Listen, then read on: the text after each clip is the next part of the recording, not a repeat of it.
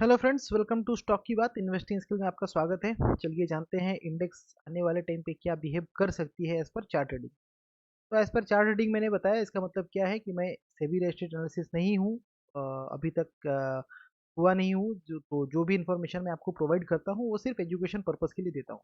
तब ये जो चार्ट मुझे समझ में आता है मैं आपको वो जस्ट एजुकेशन पर्पज़ के लिए समझाना चाहता हूँ कि मुझे क्या लगता है। अगर आपके कोई व्यूज़ है तो आप कमेंट पे जरूर मुझे बता सकते हैं।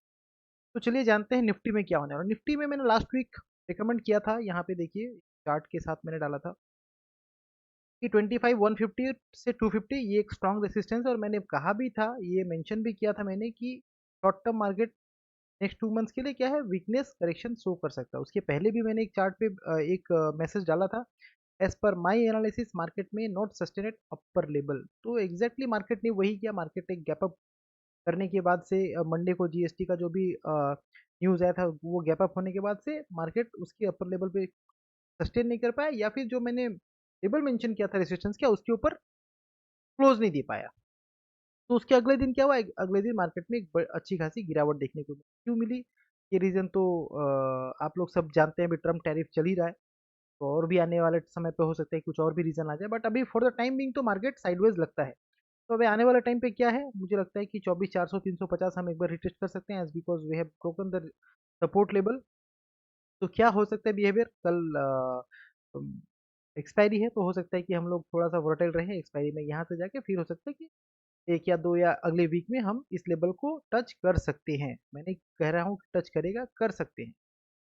तो ये लेवल पे हम टच कर सकते हैं, राइट। तो उस लेवल पे आएगा तो इंतजार कीजिए, क्या करना है। जब तक कंफर्मेशन नहीं मिलेगा बाई मत करिए, आराम से एक्यूमुलेट कीजिए एसआईपी या ईटीएफ के थ्रू से आराम से आप एक्यूमुलेट कर सकते हैं। तो ये तो था इंडेक्स का व्यू। ऑटो मैंने बताया था आप लोगों को लास्ट वीक कि ऑटो अच्छा चलना चाहिए, और एग्जैक्टली ऑटो अच्छा परफॉर्म कर रहा है, राइट। आप मेरा वीडियो देखेंगे तो समझ में आएगा। ये चार्ट मैंने उस वक्त पोस्ट भी किया था इनफैक्ट, कि अगर इसके ऊपर आप अगर ब्रेक करता है 24 300 के ऊपर, तो ऑटो में एक अच्छा खासा रैली आएगा, और एग्जैक्टली वो आ रहा है। तो हो सकता है कि आने वाला टाइम पे फिर सेम चीज़ हो, इस लेवल को ये रिटेस्ट करे। रिटेस्ट करने के बाद हो सकता है कि एक अपसाइड देखने को मिले। आराम से वेट कीजिए जब तक मार्केट में कंफर्मेशन नहीं मिलता है बाइंग का। तो ऑटो सेक्टर पे फोकस कीजिए, ऑटो एनसीएलडी या ऑटो पे जो भी है वो फोकस कीजिए। मैंने एक रिकमेंडेशन दिया था काफ़ी पहले, मारुति, राइट। आप मेरे वीडियोस को देखेंगे, मैं मेंशन भी कर दूंगा अपने डिस्क्रिप्शन में मैं डाल दूंगा इसका लिंक। कब मैंने डाला था, मैंने कहा था 10,000 पे मारुति बाई करने के लिए, राइट, इस लेवल पे 28 अगस्त को। आज मारुति कहाँ है, 14,000, मतलब 40% का रिटर्न इसने दे दिया। तो 40% 2 साल में एक लार्ज कैप से आपको मिल रहा है, तो आपको और क्या ही चाहिए, राइट। तो 16,000 का मेरा अल्टीमेट टारगेट है। उसके बाद हो सकता है कि ये 16,000 20,000 30,000 कुछ भी हो जाए। आप इसको आराम से, अभी तो मैं अवॉइड करने के लिए कहूंगा, क्योंकि मैंने कहा है कि ऑटो इंडेक्स जब रिटेस्ट कर सकते हैं तो हो सकता है ये भी इस लेवल को रिटेस्ट करे। तो जब तक यहाँ रिटेस्ट करता है उसके बाद ही जाके आप बाई करिए। 13,000 के आसपास आता है तो जाके बाई कीजिए, और या तो अभी अवॉइड कीजिए। तो आज जो स्टॉक मैं अब आपको बताने जा रहा हूँ उसको बताने से पहले बता दूं कि अब मैं यूट्यूब पे वीडियो बनाना थोड़ा कम कर दूंगा, टाइम का थोड़ा सा शॉर्टेज है। तो मैं अपना एक व्हाट्सएप चैनल बनाया है मैंने, आप व्हाट्सएप पे ज्वाइन करिए। तो व्हाट्सएप चैनल पे ज्वाइन कीजिए, मैं चैनल का जो लिंक है वो शेयर कर दूंगा अपने डिस्क्रिप्शन पे, आप वहाँ से ज्वाइन कीजिए। तो आज का जो स्टॉक मुझे मुझे जो समझ में आ रहा है वो है क्राफ्ट्समैन ऑटोमेशन। ये स्टॉक मैंने क्यों चूज किया है, आपको क्लियरली दिख रहा होगा कि ये on the verge of breakout है, अभी तक ब्रेकआउट मिला नहीं है। तो इसमें करना क्या है, आप देखिए 23 सितंबर 2024 को इसने हाई बनाया था 7,121 का। फिर 11 अगस्त वाले कैंडल पे देखिए ऑलमोस्ट सेम हाई है, फिर अभी भी सेम हाई है, बट इस वीक अभी तक क्लोज हुआ नहीं है। तो आप वेट करिए, मतलब वेट टू क्लोज अबव 7,275 से 7,280, इसके ऊपर अगर क्लोज होता है weekly close, right, weekly close ये भी मेंशन कर देता हूं मैं। वीक क्लोज मतलब वीकली क्लोज मतलब फ्राइडे को इसके ऊपर क्लोज होना चाहिए। ऐसा नहीं कि मंडे को 7,300 हो गया फिर, लेकिन फ्राइडे को 7,100 के ऊपर, 7,100 के आसपास क्लोज हो रहा है तो नहीं।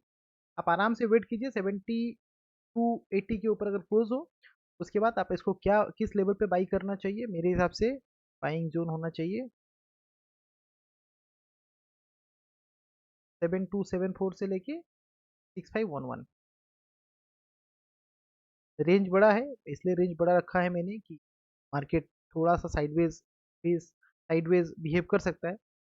ये इस रेंज को रखा है मैंने, यहाँ से बाई कीजिए और with the stop loss of, थोड़ा लंबा स्टॉप लॉस होगा इसका अभी के लिए, हो सकता है बाद में हम लोग स्टॉप लॉस रेज करें। अभी के लिए 5050 स्टॉप लॉस रखिए, 6500 के आसपास ही बाई करने की सोचिएगा। और जो टारगेट इसमें मुझे दिख रहा है, पैटर्न टारगेट है, वो है 50%। तो 10,700 का टारगेट आप इसमें लेके चल सकते हैं।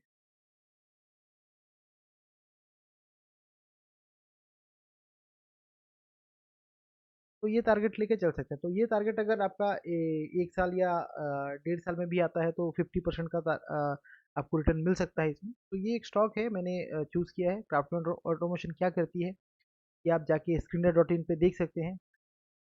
का जो भी सेल्स ग्रोथ है देखिए 36.9% है, प्रॉफिट इसका 9.40% है। रेट है थोड़ा बहुत बट ठीक है। मार्केट कैप टू सेल्स भी 2.70 है, प्राइस टू बुक वैल्यू भी, मतलब वैल्यूएशन वाइज भी सही है।